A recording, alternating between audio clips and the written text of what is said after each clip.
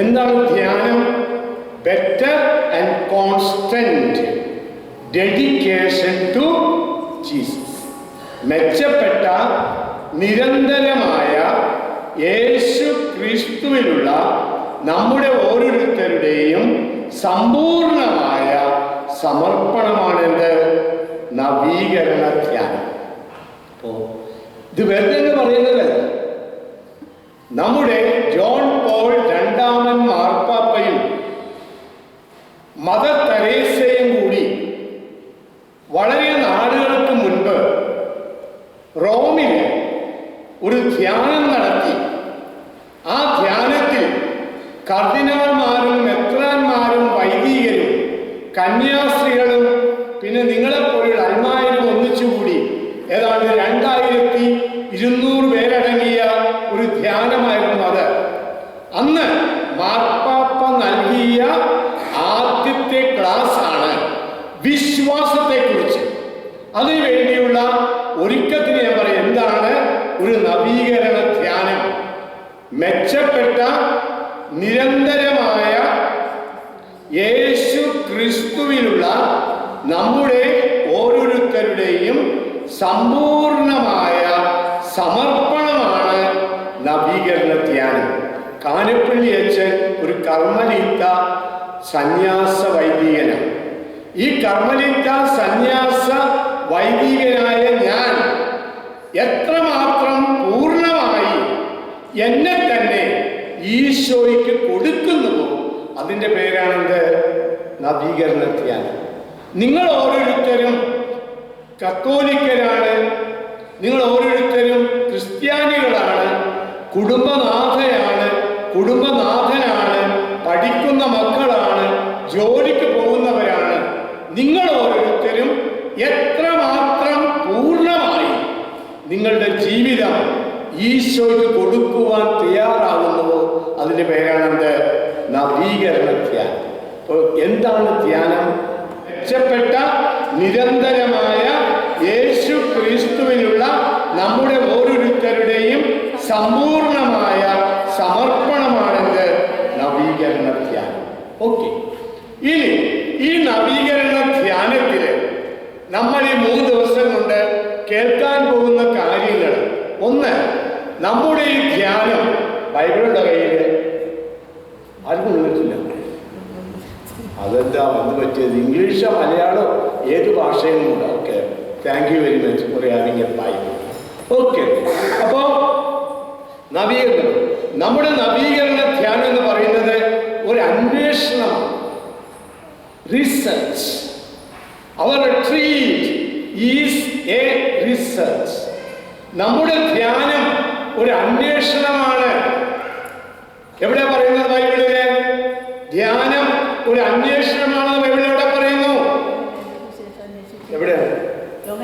ഇല്ല, യോഹന്നാനൊന്നുമല്ല. 1 കൊറിന്തോസ് 2-ാം അധ്യായം 3-4 തിരുവചനങ്ങൾ. 1 കൊറിന്തോസ് 2-ാം അധ്യായം 3-4. അത് തന്നെ, വണ്ടർഫുൾ. ഇത് കൈയടിച്ചേക്കുക അപ്പച്ചന്റെ. ഇത്ര വേഗം വായിക്കാൻ പറ്റുന്നത് തന്നെ ദൈവത്തിന്റെ അനുഗ്രഹമാണ്. നിങ്ങളുടെ മുമ്പിൽ ഞാൻ ദുർബലനും ഭയചകിതനുമായിരുന്നു. എന്റെ വചനവും പ്രസംഗവും നിങ്ങളെ ആരെയും വിജ്ഞാനം കൊണ്ട് വശീകരിക്കാൻ വേണ്ടിയുള്ളതല്ല. അപ്പൊ കാനപ്പിളിച്ച് പഠിപ്പിക്കുന്ന മുഴുവനും നിങ്ങളെല്ലാവരും എന്റെ വചനം കേട്ട് നിങ്ങളുടെ ബുദ്ധിയെല്ലാം വികസിച്ച് ജ്ഞാനം ഉണ്ടാവട്ടെ എന്നല്ല, മറിച്ച് ആത്മാവിന്റെയും ശക്തിയുടെയും വെളിപ്പെടുത്തൽ, manifestation of God and manifestation of മാൻ. ദൈവം ആരാണെന്നും ഞാൻ ആരാണെന്നുമുള്ള വെളിപ്പെടുത്തലാണ് ധ്യാനം. അത് നവീകരണ ധ്യാനം. ആരാണ് ദൈവം, ആരാണ് ഞാൻ? അതാണ് ബൈബിൾ പറയുന്നത്, അല്ലേ?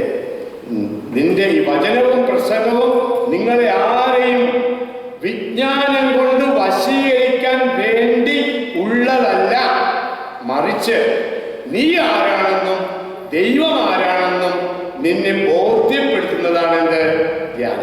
ഓക്കെ. രണ്ടാമതായിട്ട് നമ്മുടെ ധ്യാനം ഒരു നവീകരണമാണ്. അവർ retreat is a renewal. Our retreat is a renewal. അപ്പോൾ ധ്യാനം ഒരു നവീകരണമാണ്. ആരിലൂടെ? ധ്യാനം ഒരു അന്വേഷണമാണ്. എന്തിലൂടെ? വചനത്തിലൂടെ. ഓക്കെ. രണ്ടാമത്തെ ധ്യാനം ഒരു നവീകരണമാണ്. ആരിലൂടെ? എന്റെ കർത്താവേ, പരിശുദ്ധാത്മാവിലൂടെ. ആരിലൂടെ? എന്റെ ദൈവം, ഇതല്ല. ഓക്കെ. നമ്മുടെ ധ്യാനം ഒരു നവീകരണമാണ്. ആരിലൂടെ? പരിശുദ്ധാത്മാവിലൂടെ. എവിടെ പറയുന്നു? യോഹന്നാന്റെ സുവിശേഷത്തിലെ 3-ാം അധ്യായത്തിലെ 5-ാമത്തെ തിരുവചനം.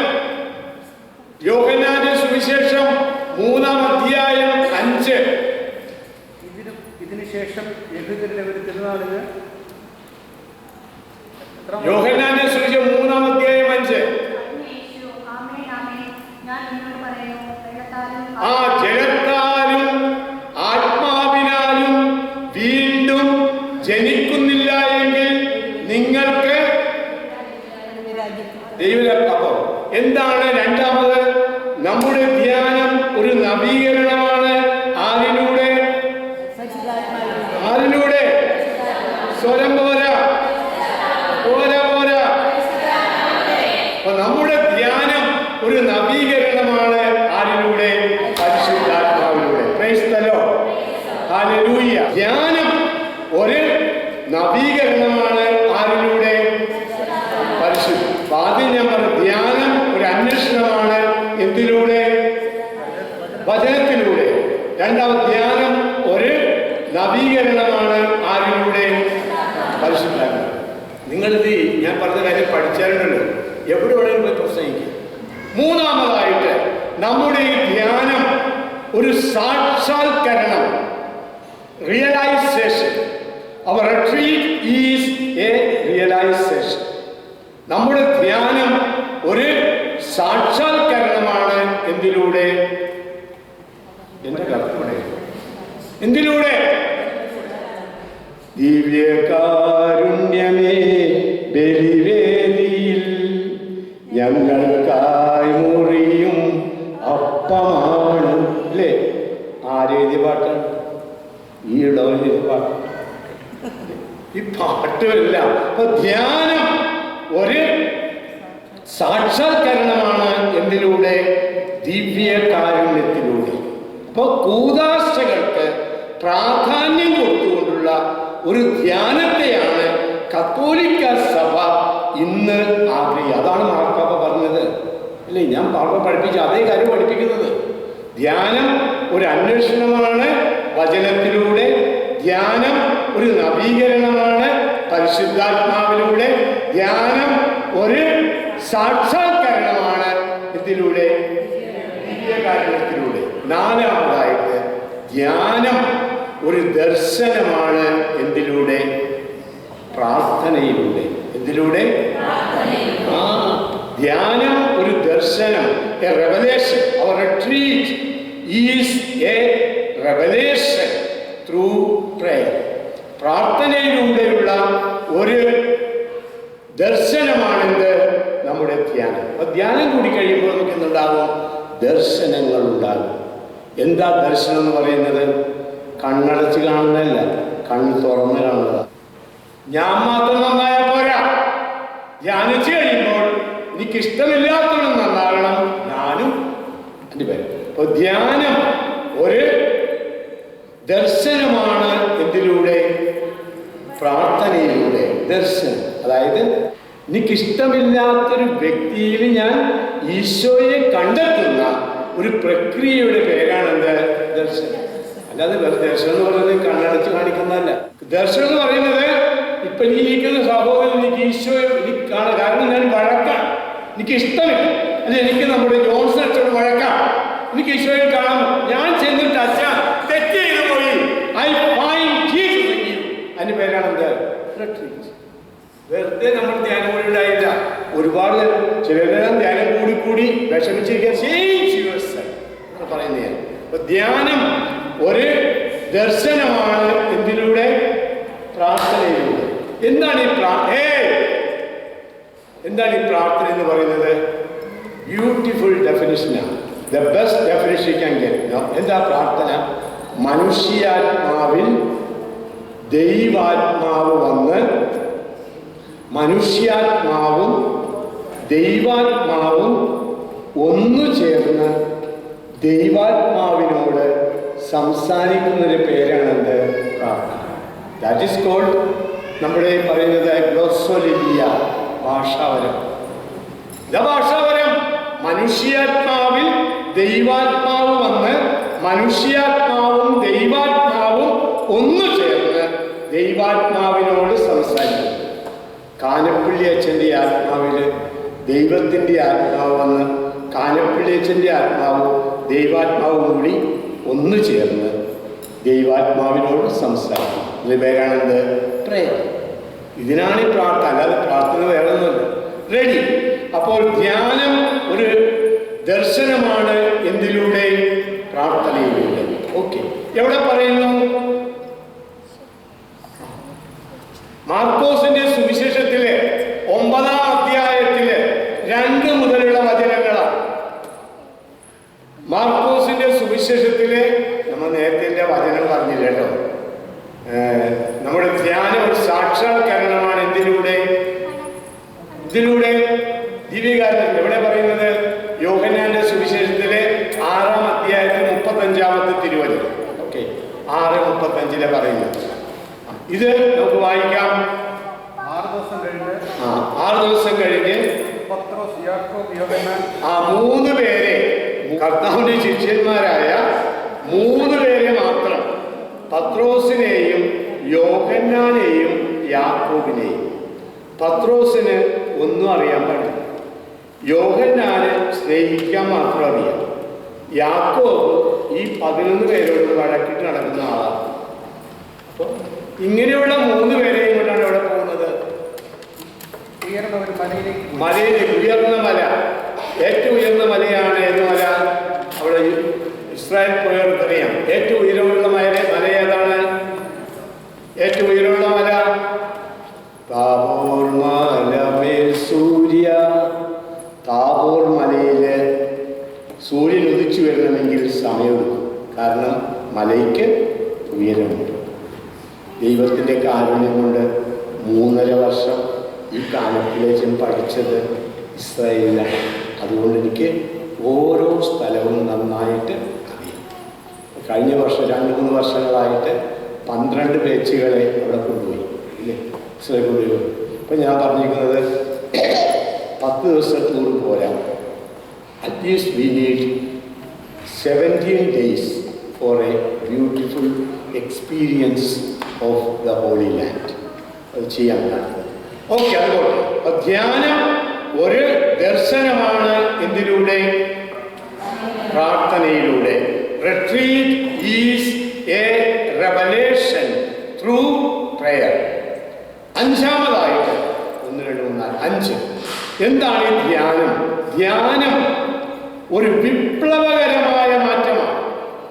വെറുതെ ഒരു ചേഞ്ചല്ല. ഞാൻ ധ്യാനം കൂടാൻ പോയി, എനിക്ക് ചേഞ്ച് വന്നു. എന്താ ചേഞ്ച്? ഭയങ്കര ചേഞ്ചാണ്. നോ, വിപ്ലവകരമായ മാറ്റം. നമുക്ക് വിശ്വസിക്കാൻ പറ്റില്ല അതുപോലൊരു മാറ്റം. അതാണ് ധ്യാനം കൊണ്ട് കിട്ടുന്നത്. അപ്പോൾ ഇതിന് പറയുന്നത് ധ്യാനം ഒരു വിപ്ലവകരമായ മാറ്റമാണ്. Revolution in my life. അപ്പോൾ ആദ്യത്തേത് നമ്മൾ കണ്ടു. എന്താണ്? അന്വേഷണം. എന്തായിരുന്നു അത്? ധ്യാനം ഒരു അന്വേഷണമാണ്, റിസർച്ച്. 2-ാമത്തേത് റിനീവൽ. 3-ാമത്തേത് റിയലൈസേഷൻ. 4-ാമത്തേത് റെവലേഷൻ. 5-ാമതായി റവല്യൂഷൻ. എന്നിലൊരു പ്രത്യേകമായിട്ടുള്ള ദൈവാനുഭവം ഉണ്ടാകണം ധ്യാനം കൂടി കഴിയുമ്പോൾ. അപ്പോൾ ധ്യാനം ഒരു വിപ്ലവകരമായ മാറ്റമാണ്. അതുകൊണ്ടാണ് ഈ ആളുകൾ ധ്യാനത്തിന് പട്ടേലച്ഛൻ്റെ അടുത്തോ അല്ലെങ്കിൽ നമ്മുടെ മുരിങ്ങൂരൊക്കെ പോയി കഴിഞ്ഞു വരുമ്പോൾ ഭയങ്കര ചേഞ്ചാണ് ഓരോരുത്തർ. ഒരു ദിവസം ഞങ്ങളുടെ പള്ളിയിൽ, എൻ്റെ ഇടവകയിൽ ഉണ്ടായ അനുഭവം ഞാൻ ഓർക്കുകയാണ്. പോവുകയാണ്. ഞാനും ബിയാരി അച്ഛനും തിരുനാൾ ദിവസമാണ് കുർബാന അർപ്പിച്ചുകൊണ്ട് ഗോച്ചന്തീർത്ത് പള്ളിയിലാണ്. അപ്പം ഞാൻ കുർബാനയിൽ നിന്നും കുർബാനയ്ക്ക് കൊടുക്കാൻ ചെന്നപ്പോൾ ഒരാൾ മുമ്പിൽ വന്ന് ബിയാരി അച്ഛൻ്റെ അടുത്ത് കുർബാനയ്ക്ക് സ്വീകരിക്കാൻ വന്നു. അച്ഛനവനെ നോക്കി. അവൻ പറഞ്ഞു, അച്ഛാ ഞാൻ ധ്യാനം കൂടി ഒരിക്കലും പള്ളി വരാത്തവനാണ്, ആദ്യമായിട്ട് പള്ളി വന്നിരിക്കും. അപ്പോൾ അച്ഛന് അവനെ വിശ്വസിക്കാൻ സാധിച്ചില്ല. വിപ്ലവകരമായ മാറ്റം. ഇത് ചില ആളുകൾ തെറ്റുകൾ ഒരുപാട് ചെയ്യും. നമ്മൾ ചെയ്യാത്ത കുറ്റങ്ങളും തെറ്റുകളും എല്ലാവരും തെറ്റിയാത്ത ആരെങ്കിലും ഉണ്ടോ ഇവിടെ? ഉണ്ടോ ആരെങ്കിലും? ഉണ്ടെങ്കിൽ നിങ്ങളുടെ തീർച്ചയായിട്ടും കൈയും കാലും കെട്ടി ഷോക്ക് അടിപ്പിക്കുന്നവരുടെ വട്ടുള്ളവർക്കാണ് തെറ്റില്ലാത്ത. നമുക്ക് മനുഷ്യനായി തെറ്റിയാത്ത ആരുമില്ല. നമുക്ക് പിന്നെ പറയുന്നതിനെക്കുറിച്ച്. അപ്പൊ ധ്യാനം ഒരു വിപ്ലവകരമായ മാറ്റം, റവല്യൂഷൻ. എവിടെയാ പറയുന്നത് ബൈബിളില്? യോഹന്നാന്റെ സുവിശേഷത്തില് 15-ാം അധ്യായത്തിലെ 13-ാമത്തെ തിരുവചനം.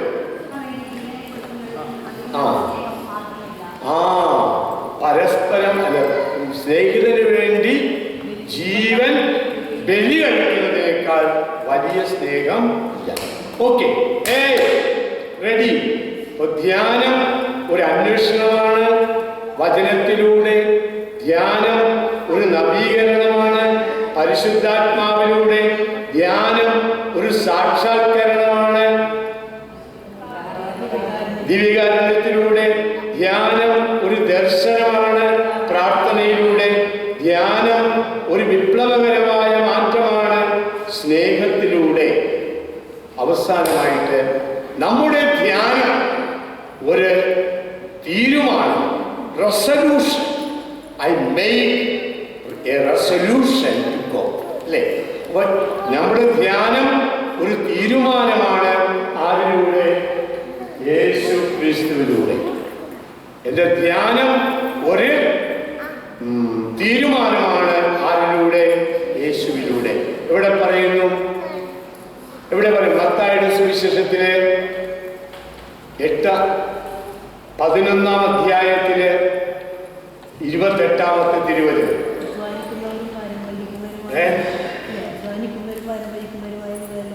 അത് തന്നെ. ഭാരം ചുമക്കുന്നവരായി നിങ്ങളെല്ലാവരും ഞാൻ നിങ്ങളെ ആശ്വസിപ്പിക്കാം. ഓക്കെ, നമുക്ക് യേശുവിൻ്റെ പിന്നാലെ പോകണം. അതാണ് ഡിസിഷൻ. ഓക്കെ, അപ്പൊ ഒന്നുകൂടി ഞാൻ പറയുന്നത് എന്താ? ധ്യാനം മെച്ചപ്പെട്ട നിരന്തരമായ യേശു ക്രിസ്തുവിലുള്ള നമ്മുടെ ഓരോരുത്തരുടെയും സമ്പൂർണമായ സമർപ്പണമാണ് ധ്യാനം. ആ ധ്യാനത്തിന് നമ്മൾ 6 പ്രത്യേകതകൾ പറഞ്ഞു. ഒന്ന്, ധ്യാനം ഒരു അന്വേഷണമാണ് വചനത്തിലൂടെ. ധ്യാനം ഒരു നവീകരണമാണ് പരിശുദ്ധാത്മാവിലൂടെ. ധ്യാനം ഒരു സാക്ഷാത്കരണമാണ് ദിവ്യകാരുണ്യത്തിലൂടെ. ധ്യാനം ഒരു ദർശനമാണ് പ്രാർത്ഥനയിലൂടെ. ധ്യാനം ഒരു വിപ്ലവകരമായ മാറ്റമാണ് സ്നേഹത്തിലൂടെ. ധ്യാനം ഒരു തീരുമാനമാണ് യേശു ക്രിസ്തുവിലൂടെ. Price the lord. ഹല്ലേലൂയ.